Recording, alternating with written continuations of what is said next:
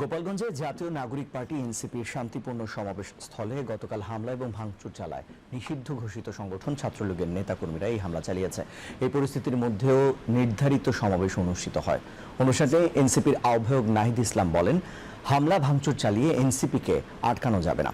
এদিকে সমাবেশ শেষে ফেরার পথে আওয়ামী সন্ত্রাসীরা আবারও এনসিপি নেতাকর্মীদের ওপর হামলা চালালে সেনাবাহিনীর সহায়তায় নেতৃবৃন্দ সমাবেশ স্থল ত্যাগ করেন। এই ঘটনায় গোপালগঞ্জ উত্তপ্ত পরিস্থিতি বিরাজ করছে। পরিস্থিতি নিয়ন্ত্রণে গতকাল রাত ৮টা থেকে আজ বিকেল ৬টা পর্যন্ত কারফিউ জারি করা হয়েছে। বিস্তারিত মাহমুদুল হক সুজনের প্রতিবেদনে।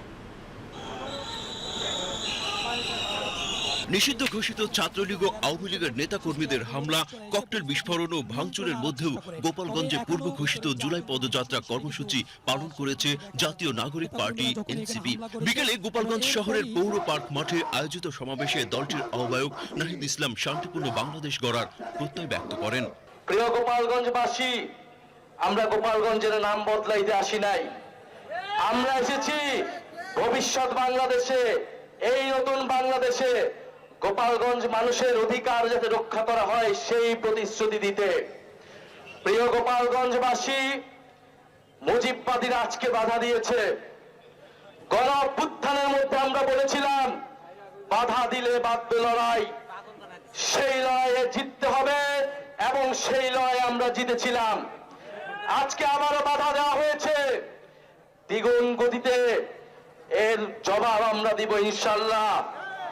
প্রিয় গোপালগঞ্জবাসী, আপনারা যারা এই গণ অভ্যুত্থানের পক্ষে রয়েছেন, নতুন বাংলাদেশের পক্ষে রয়েছেন, আপনাদেরকে দায়িত্ব নিতে হবে এই গোপালগঞ্জ যেন মুজিববাদীদের আশ্রয় কেন্দ্র হয়ে উঠতে না পারে।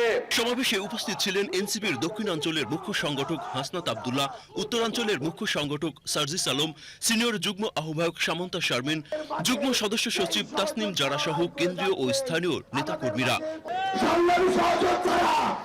এই গোপালগঞ্জবাসী আমরা আপনাদেরকে কখনো ফ্যাসিস্টের সাথে মিলিয়ে ফেলতে চাই না, কিন্তু আপনাদেরকে ওই ফ্যাসিস্টের যেই দালালেরা এখনো আশেপাশে ঘোরাফেরা করছে তাদের থেকে নিজেদেরকে আলাদা করতে হবে।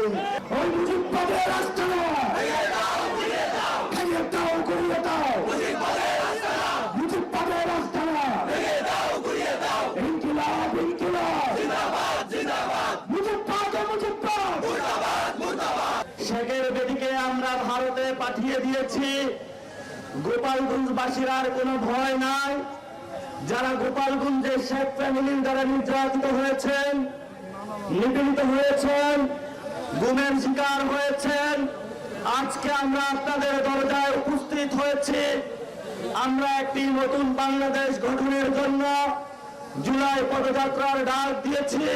জাতীয় নাগরিক পার্টি এনসিপির সমাবেশ শুরুর আগেই নিষিদ্ধ ছাত্রলীগ ও আওয়ামী লীগের নেতাকর্মীরা হামলা চালিয়ে ককটেল বিস্ফোরণ ঘটায় এবং মঞ্চে ভাঙচুর করে। পুলিশকে লক্ষ্য করে বোমা নিক্ষেপ করে নিষিদ্ধ ছাত্রলীগ ও আওয়ামী লীগের নেতাকর্মীরা।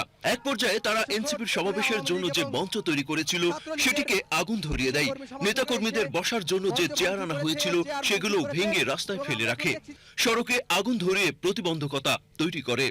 এতে উত্তপ্ত পরিস্থিতি সৃষ্টি হয়। গোপালগঞ্জ সদর উপজেলায় কংস এলাকায় এনসিপির নেতাদের বহরে হামলা এবং দুর্গাপুর ইউনিয়নে পুলিশের টহল গাড়ি ভাঙচুর ও আগুন দেয় নিষিদ্ধ ছাত্রলীগ ও আওয়ামী লীগ কর্মীরা। বাংলাদেশের মানুষ আপনাদেরকে তওবা করার সুযোগ দিয়েছে।